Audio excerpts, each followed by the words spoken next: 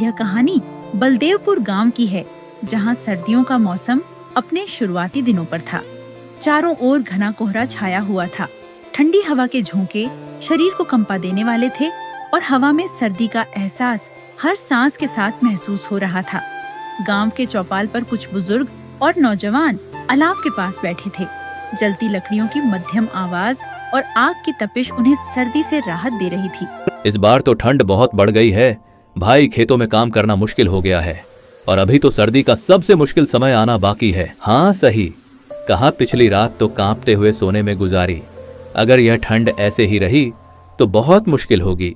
पता नहीं इस बार किसका क्या होगा, कुछ कह नहीं सकते। घर पर तो लकड़ी भी खत्म हो रही है। पता नहीं इस बार सर्दियों का सामना कैसे करेंगे। यह सर्दी हर साल गरीबों की हालत खराब कर देती है।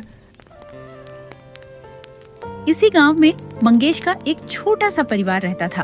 परिवार में उसकी बूढ़ी माँ यशोदा और उसकी पत्नी वैशाली थी। तीनों इस कड़कड़ाती ठंड में आग के पास बैठे थे। लकड़ियों से उठती हल्की हल्की चिंगारियां और जलती आग की तपिश उन्हें ठंड से बचा रही थी। मंगेश, ये ठंड अब सही नहीं जा रही। शरीर में तो जैसे बर्फ जम रही है। क्या होगा अगर यह और बढ़ गई? हाँ वैशाली, हर साल ऐसी सर्दी नहीं होती थी। इस बार तो जैसे ठंड का कहर है। लकड़ी भी खत्म हो रही है। ठंड का ऐसा असर पहली बार देख रही हूँ। न जाने ये कब खत्म होगी। हम कितने दिन और इस ठंड को झेल पाएंगे? तो आप सही कह रही हैं माँ, इस बार तो हड्डियाँ तक टूटने लगी हैं। रात को सोना भी मुश्किल हो गया है। लगता है अब तो ये ठंड हमें ले डूबेगी। क्या करें वैशाली, बाहर काम करना भी मुश्किल हो रहा है। जब सर्दी होती है तो कोई भी खेत में काम करने नहीं आता। हे भगवान, ये ठंड तो जान ले लेगी। हाथ जैसे जड़ हो गए हैं, लेकिन घर चलाने के लिए काम करना ही पड़ेगा। कौन सुनेगा हमारी मजबूरी।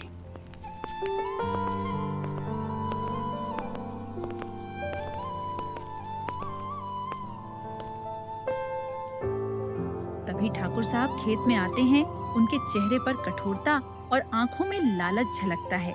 वह दूर से ही चिल्लाते हैं, अरे ये क्या आलस हो रहा है? हाथ रोके क्यों खड़ा है? इतनी धीमी रफ्तार से काम करेगा तो तुझे क्यों रखूं? यहाँ ठंड वंड का बहाना मत बना। ठाकुर साहब, ठंड बहुत ज्यादा है। उंगलियां काम नहीं कर रही, सारा शरीर कांप रहा है। तेरी हालत से मुझे कोई फर्क नहीं पड़ता। अगर काम नहीं कर सकता तो घर बैठो। यहाँ काम चोरों के लिए जगह नहीं है। जल्दी हाथ चला। ठाकुर साहब, मैं अपनी पूरी ताकत लगा रहा हूँ, लेकिन सर्दी अब हड्डियों में चुभ रही है। थोड़ा समय दे दीजिए, हाथ गर्म कर लूं। आर, तुझे अपने हाथ गर्म करने की फिक्र है और मुझे अपने खेत का नुकसान देखना पड़ रहा है। अगर यहाँ काम नहीं कर सकता तो तेरी जगह लेने वालों की कोई कमी नहीं है, समझा? मंगेश सिर झुकाकर चुपचाप फिर से काम में लग जाता है। उसके चेहरे पर दर्द और लाचारी साफ झलक रही थी, लेकिन पेट की आग उसे हर तकलीफ सहने पर मजबूर करती है। काम खत्म करके थका हारा मंगेश घर की ओर चल देता है। ठंडी हवाएं और भी बढ़ चुकी थीं और उसका शरीर बहुत थक चुका था। मंगेश भाई, आप तो लग रहे हो जैसे बर्फ में फंसे हो। आओ हमारे पास बैठो, यहाँ थोड़ी गर्मी मिल जाएगी। नहीं भाई, मुझे तो बस घर पहुंचना है। काम करके थक गया हूँ। तुम सच में बहुत थके हुए लग रहे हो। आओ थोड़ी देर बैठो, हमें भी तुमसे बात करनी है। यह ठंड सभी को परेशान कर रही है। लेकिन कब तक इसी तरह से दिन गुजरेंगे? घर में सब चिंतित हैं। ठंड ने तो सबकी हालत खराब कर दी है। तुम सही कहते हो, ठंड और गरीबी ने सबको बहुत तोड़ डाला है। लेकिन उम्मीद मत छोड़ो मंगेश भाई, एक दिन सब कुछ बदल जाएगा। ठीक है दोस्तों, मुझे अब घर लौटना चाहिए। तुम्हारे साथ बैठकर अच्छा लगा। भगवान का आशीर्वाद तुम लोगों पर बना रहे। तुम भी ध्यान रखना मंगेश भाई। अरे मंगेश, तुम आ गए। देखो माँ की तबीयत कुछ ठीक नहीं लग रही। ठंड के कारण उनका शरीर कांप रहा है। क्या हुआ माँ को? सुबह तक तो ठीक थी। कुछ नहीं बेटा, ये ठंड मेरी बूढ़ी हड्डियों को अब सहन नहीं होती। लेकिन चिंता मत करो, मैं ठीक हो जाऊंगी। ठीक कैसे होंगी माँ? घर में ना ढंग के कपड़े हैं, ना अच्छी रजाई। ठंड में रहना मुश्किल हो गया है। तुम ठीक कह रही हो वैशाली, लेकिन हमारी हालत ऐसी नहीं है कि नई रजाई ले आऊं। मेरे पास तो लकड़ी तक खरीदने के पैसे नहीं हैं। कुछ तो करना पड़ेगा मंगेश। अगर माँ की तबीयत और बिगड़ गई तो क्या करेंगे? मैं गांव के ठाकुर साहब से कुछ पैसे उधार मांगने की कोशिश करता हूँ। पहले माँ की हालत संभालनी होगी। बेटा, ठाकुर साहब के आगे झुकने की जरूरत नहीं है। भगवान पर भरोसा रख, ये ठंड भी निकल जाएगी। माँ, हमें आपकी सेहत का ख्याल रखना है मंगेश। मैं रसोई में जाकर गर्म पानी करती हूँ, शायद इससे कुछ आराम मिले। ठीक है वैशाली, मैं भी ठाकुर साहब से बात करने का रास्ता देखता हूँ। माँ, आप चिंता मत करो, सब ठीक हो जाएगा। इतना बोलकर मंगेश ठाकुर साहब के घर के लिए निकल जाता है। रास्ते में ठंडी ठंडी हवा चल रही थी और कड़ाके की ठंड पड़ती अच रही थी। मंगेश ठाकुर साहब के घर पहुंचता है। ठाकुर आग जलाकर चाय की चुस्कियां ले रहा था। मंगेश की देखकर ठाकुर बोलता है, अरे मंगेश, इस समय क्या बात है?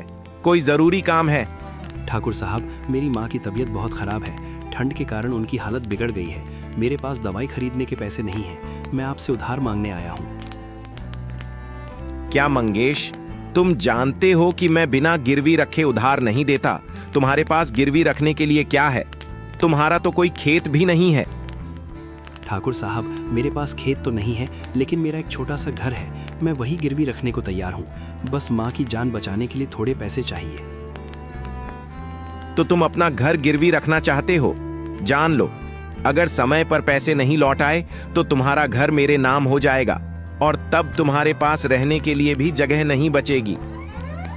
ठाकुर साहब, मुझे कोई और रास्ता नहीं दिख रहा। आप जो भी शर्त रखें मैं मानने को तैयार हूँ। बस मेरी माँ के लिए ये पैसे दे दीजिए। ठीक है मंगेश, तुम्हारा घर अब मेरे पास गिरवी है। मैं तुम्हें पैसे दे रहा हूँ, लेकिन याद रखना, ब्याज भी जोड़कर लौट आना होगा। मंगेश पैसे लेकर भारी मन से घर की ओर चल पड़ता है। वह बाजार से अपनी माँ के लिए रजाई और दवाई लेकर लौट आता है। ठंड में थके हुए कदमों के साथ वह जल्दी जल्दी घर की ओर बढ़ता है। मंगेश, क्या हुआ? इतनी देर लगा दी, ठाकुर साहब ने पैसे दिए। हाँ वैशाली, लेकिन इसके बदले मुझे अपना घर गिरवी रखना पड़ा। अब ठाकुर साहब के पैसे चुकाने तक ये घर भी हमारा नहीं रहेगा। घर गिरवी रख दिया? मंगेश, यह तो बहुत बड़ा खतरा है। अगर पैसे नहीं चुकाए तो हम कहाँ जाएंगे? वैशाली, मैं जानता हूँ, लेकिन माँ की जान बचाने के लिए मुझे ये करना पड़ा। मैं दिन रात मेहनत करूंगा और ये कर्ज उतार दूंगा। मैं माँ के लिए दवाई और रजाई लाया हूँ, साथ में आटा और दाल भी है। तुम जल्दी से खाना बना लो, फिर माँ को खिलाकर दवाई दे देना। उनकी सेहत को लेकर हमें कोई लापरवाही नहीं बरतनी चाहिए। अगली सुबह तेज बारिश हो रही थी और ठंड अपने चरम पर थी। बारिश की बूंदों के साथ बहती ठंडी हवाएं हर चीज को जमा देने पर तुली थी। मंगेश और वैशाली घर के दरवाजे के पास खड़े होकर बाहर हो रही बारिश को देख रहे थे। मंगेश सोच रहा था कि इस मौसम में काम पर जाना नामुमकिन है, लेकिन मन में यह भी चिंता बार बार उठ रही थी कि अगर ऐसा ही चलता रहा तो घर का गुजारा कैसे होगा।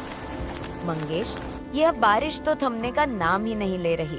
ठंड भी बढ़ती जा रही है। ऐसे में काम पर कैसे जाना होगा? काम पर न जाऊं तो घर का खर्च कैसे चलेगा? बारिश और ठंड की परवाह किए बिना जाना तो पड़ेगा। लेकिन इतनी ठंड में बाहर जाना ठीक होगा? कल का दिन देख लेते हैं। ठंड का क्या करे वैशाली, पेट तो हर दिन भरना पड़ता है। मुझे अभी ही निकलना होगा, वरना देर हो जाएगी। कम से कम बारिश थमने का इंतजार तो कर लो। ऐसे में बीमार पड़ गए तो और मुश्किल होगी। बीमार पड़ने का समय नहीं है वैशाली। ये मौसम चाहे जैसा भी हो, काम पर तो जाना ही पड़ेगा। इतना कहकर मंगेश तेज बारिश और ठंडी हवाओं के बीच काम पर जाने के लिए निकल पड़ता है। तेज बारिश और सर्द हवाओं के बीच मंगेश खेत में काम कर रहा था। कपड़े पूरी तरह भीग चुके थे और ठंड से उसके हाथ कांप रहे थे। बावजूद इसके परिवार की जिम्मेदारी ने उसे काम करने से नहीं रोका। अगले दिन भी मौसम ने राहत नहीं दी। तेज बारिश और ठंडी हवाओं का सिलसिला जारी था। मंगेश सुबह ही खेत में पहुंच गया। कपड़ों पर पिछली रात का गीलापन अभी भी महसूस हो रहा था, लेकिन उन्हें सुखाने का समय कहाँ था। भाभी, जल्दी से खेत पर चलो, मंगेश भाई को कुछ हो गया है। क्या हुआ राजू? वह तो थोड़ी देर पहले ही खेत को गए थे। सब ठीक तो है ना? बारिश में काम करते करते अचानक बेहोश हो गए हैं। लगता है ठंड से उनकी हालत खराब हो गई है। जल्दी चलिए। वैशाली के कानों में राजू की आवाज गूंज उठी। वैशाली जल्दी से राजू के साथ खेत की ओर दौड़ पड़ी। मंगेश खेत पर बेसुध पड़ा था।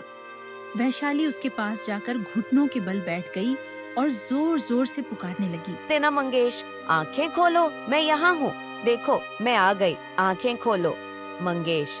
भाभी, ये अब नहीं रहे। नहीं, यह झूठ है। मंगेश उठो, तुम मुझे छोड़कर नहीं जा सकते। राजू ने उसे शांत बना देने की कोशिश की, लेकिन वैशाली बार बार यही कहती रही। मंगेश, तुमने वादा किया था कि हमारे परिवार को संभालोगे, तुम हमें इस तरह छोड़ के नहीं जा सकते। बरसात के बीच उस खेत में मंगेश की मौत ने वैशाली की दुनिया उजाड़ दी थी। वह पूरी तरह टूट चुकी थी। मंगेश की मौत की खबर जब उसकी बूढ़ी और बीमार माँ यशोदा को पता चली तो वह यह सदमा बर्दाश्त नहीं कर पाई।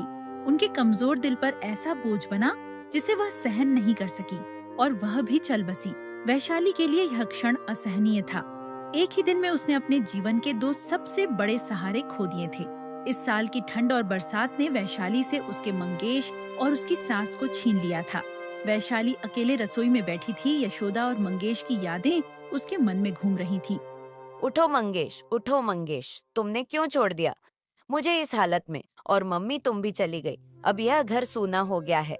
मैं किससे बात करूं? किसके सहारे जीऊं? चारों ओर फैली ठंडक वैशाली के दिल के सन्नाटे से मेल खा रही थी। हर कोने में सर्दी की धुंध थी और वैशाली के जीवन में एक अजीब सा खालीपन।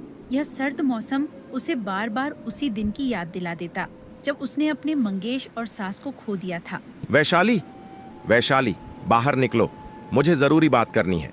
वैशाली घबराते हुए बाहर निकलती है। ठाकुर साहब एक कठोर आदमी था जिसके चेहरे पर क्रूरता झलक रही थी। ठाकुर साहब, आप यहाँ कैसे? मैं वह पैसे लेने आया हूँ जो तुम्हारे पति मंगेश ने मुझसे 5,000 उधार लिए थे, और तुम जानती हो इस घर को उसने गिर भी रखा था वक्त। ठाकुर साहब, अभी मेरे पास कुछ भी नहीं है। मंगेश के जाने के बाद मैं खुद मुश्किल से गुजारा कर रही हूँ। थोड़ा वक्त दे दीजिए। मैं किसी को वक्त नहीं देता।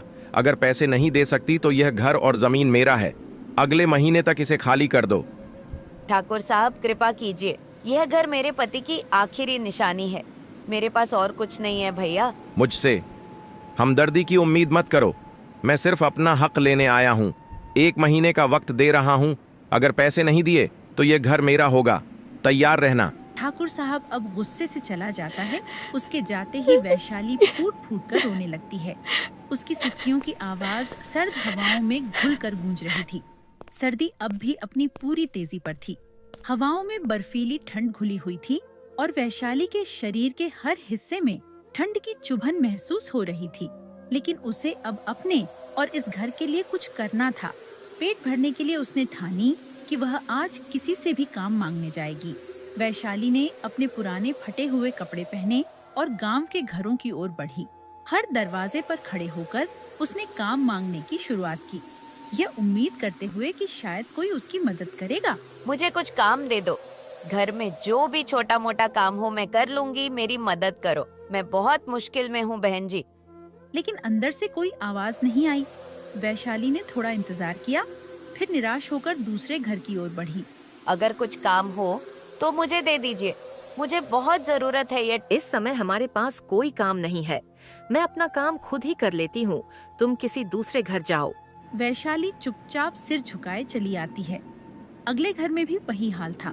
कोई काम नहीं था। हर घर में काम का अभाव था और लोग अपनी स्थिति का हवाला देकर उसे वापस भेज रहे थे। वैशाली धीरे धीरे हर घर के दरवाजे से खाली हाथ लौट आई। उसकी हिम्मत टूट चुकी थी। उसके पास कोई गर्म कपड़ा नहीं था। बस फटी हुई साड़ी में लिपटी हुई सर्द हवाओं से कांपती हुई वह घर घर काम मांगने जा रही थी। सर्दी ने उसके शरीर को जकड़ लिया था और उसका दिल बोझ से भारी हो गया था, जैसे सारी दुनिया की परेशानियां उस पर आ पड़ी हों। वैशाली की आंखों में आंसू थे और गहरी सांस लेते हुए उसने खुद से कहा, ठंड, ये सर्द हवाएं सब मेरे लिए हैं।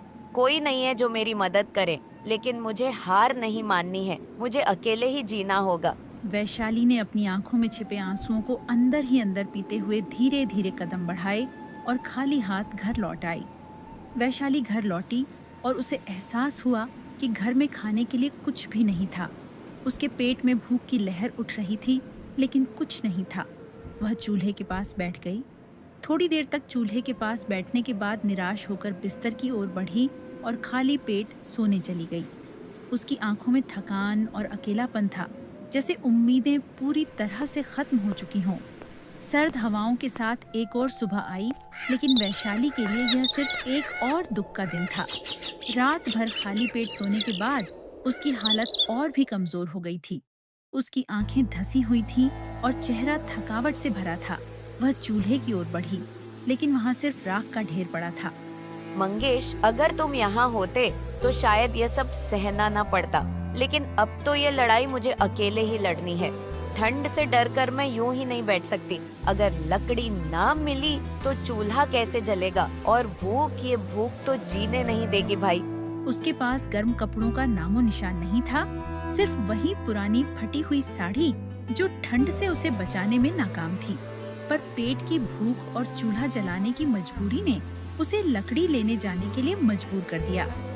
वह कांपते हुए जंगल की ओर चल पड़ी। जंगल पहुंचकर उसने लकड़ियां खोजनी शुरू की। बारिश ने सब कुछ गीला कर दिया था, लेकिन किसी तरह उसने सूखी लकड़ियां इकट्ठी की। ठंड से कांपते हाथों से लकड़ियों का गट्ठर उठाया और घर की ओर चल पड़ी। देखते ही देखते आज 1 महीना पूरा हो गया था। अब उसे ठाकुर साहब की धमकी और घर को बचाने की फिक्र उसके दिल में गूंज रही थी, लेकिन वह क्या करती। खुद पानी पीकर पेट की भूख मिटा रही थी, तो ठाकुर साहब को कहां से पैसे देती। क्या तुम्हारे यहाँ कुछ काम मिल सकता है? मुझे पैसों की सख्त जरूरत है। वैशाली बहन, हमारे खेतों में भी अब भी ज्यादा काम नहीं है, लेकिन अगर कुछ हुआ तो तुम्हें जरूर बुलाऊंगा। वैशाली ने सिर हिलाया और चुपचाप वापस घर की ओर चल पड़ी। रास्ते में उसे ठाकुर साहब की बात फिर से याद आने लगी। 1 महीने का वक्त दे रहा हूँ, अगर पैसे नहीं दिए तो यह घर मेरा होगा, तैयार रहना। वैशाली, बाहर निकलो, मैं आज अपने पैसे लेने आया हूँ, कोई बहाना नहीं चलेगा। नमस्ते ठाकुर साहब, बताइए क्या करना है। ठाकुर साहब, क्या करना है ये तू मुझसे पूछ रही है? पिछली बार मैंने साफ कहा था कि तेरे पति मंगेश के उद्धार के 5,000 और साथ में ब्याज जल्द लौटाना है। अब 1 महीना हो गया है और मैं अपने पैसे लेने आया हूँ। आज मैं खाली हाथ नहीं जाऊंगा। मैं क्या करूं? मेरे पास सच में कुछ नहीं है। मंगेश के जाने के बाद से मेरे लिए 2 वक्त की रोटी जुटाना भी मुश्किल हो गया है। ठाकुर साहब। वैशाली, ये तेरे रोने धोने की बातें मुझे मत सुना। मैं कोई दान पुण्य करने नहीं आया हूँ। अगर पैसे नहीं दे सकती तो घर खाली कर दे। ये घर अब मेरे नाम है। मुझे थोड़ा और वक्त दीजिए, मैं कुछ मजदूरी करके पैसे जुटाने की कोशिश करूंगी। यह घर मेरे सिर की छत है, इसे मत छीनिए। देख वैशाली, मुझे तेरी हालत का अंदाजा है, लेकिन यह मेरी रोजी रोटी का सवाल। मैं तुझे 15 दिन का और वक्त देता हूँ, उसके बाद अगर पैसे नहीं मिले तो यह घर मेरा समझी। ठाकुर फिर आएगा और मेरा घर छीन लेगा, लेकिन मैं हार मानने वालों में से नहीं हूँ। गांव में सर्दी और बारिश के कारण कोई जंगल नहीं जा रहा। लकड़ी लाने अगर मैं जंगल से लकड़ियाँ इकट्ठा करूँ और गांव वालों को बेचूं तो शायद पैसे जुटा लूं। यह मुश्किल तो है, लेकिन मेरे पास और कोई रास्ता नहीं है। वह जंगल की ओर चल देती है। बीच रास्ते में फिर बारिश शुरू हो जाती है। बारिश और ठंड से डरकर घर में बैठने से कुछ नहीं होगा। अगर मंगेश जिंदा होता तो वह भी यही करता। अब मुझे अपने लिए लड़ना होगा। जंगल पहुंचकर उसने लकड़ियां खोजनी शुरू की। बारिश ने सब कुछ गीला कर दिया था। लोग सोचते हैं कि इस ठंड में जंगल जाना मुश्किल है, लेकिन मुझे तो यह करना ही पड़ेगा। यह लकड़ी मेरे घर को बचाने का एक जरिया है। वैशाली गांव लौटती है। गांव वाले उसे देखकर हैरान होते हैं। अरे वैशाली, इस सर्दी और बारिश में तुम जंगल कैसे चली गई? लकड़ियां तो कोई नहीं ला रहा। इन दिनों ठीक हैं, हम तुम्हारी लकड़ी खरीदेंगे, तुम लाती रहना, हम तुम्हें कीमत देंगे। गांव वाले लकड़ियां खरीदने लगते हैं। वैशाली के चेहरे पर हल्की राहत और संतोष का भाव आता है। वह सोचती है कि अगर इसी तरह वह हर दिन मेहनत करे तो शायद ठाकुर साहब का कर्ज झुका पाएगी। लगातार बारिश के कारण लोग जंगल से लकड़ी लाना बंद कर चुके थे। धीरे धीरे उनके घरों में लकड़ियां खत्म होने लगी थीं। ठंड इतनी बढ़ गई थी कि बिना चूल्हा जलाए दिन गुजारना मुश्किल हो गया था। इस कठिन समय में वैशाली अकेली थी जो जंगल से लकड़ियां ला रही थी। धीरे धीरे गांव के लोग उसके घर के बाहर जमा होने लगे। हर किसी को लकड़ी चाहिए थी।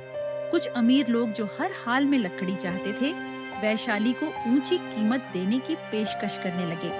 वैशाली ने इस भीड़ और दबाव को संभालते हुए ईमानदारी से सबकी जरूरतें पूरी करने का फैसला किया। वैशाली ने अपनी मेहनत और ईमानदारी से सिर्फ 15 दिनों में ठाकुर साहब का पूरा कर्ज चुका दिया। गांव के लोग उसकी मेहनत की सराहना करने लगे और वैशाली एक मिसाल बन गई। उसका संघर्ष एक नई शुरुआत का संकेत था जिसने उसे सम्मान और सुकून दिलाया।